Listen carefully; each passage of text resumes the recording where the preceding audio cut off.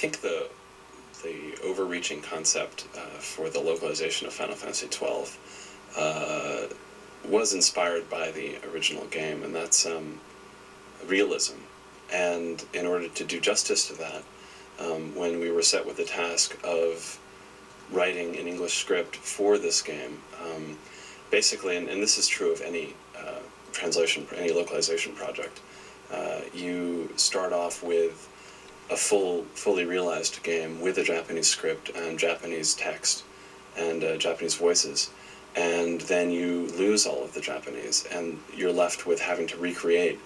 a language, an English version of the game that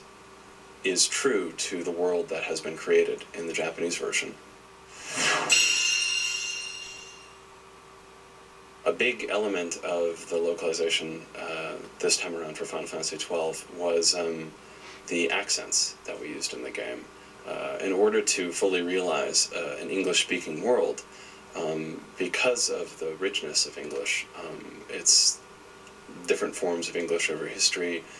different forms of English found in different countries. In order to recreate a world as full as Ivalice, the world of Final Fantasy XII, you need to pay attention to accent variations and make sure that everything makes sense with the world setting. And in that we were really helped out because Matsuno, in his original design of the game, left copious notes on every aspect of the world, background, character backgrounds, history, and so we were able to draw on those when we decided how we would map out English accents for the world of Ivalice and the English version. That challenge is present in every line because very rarely do direct translations work from Japanese to English. And so ultimately what we're set to do is attempt to reinvent the lines, maintaining the heart or the spirit of the original, and think, well, what would Ash say in this situation if she was an American? Or what would Balthier, another character in the game, say in this situation if he was British and not speaking in Japanese? And that way you can attempt to create the same experience for the American player or the British player that the Japanese player experienced when they saw the original in Japanese. Another aspect of finding people for Final Fantasy XII, and which is such a realistic game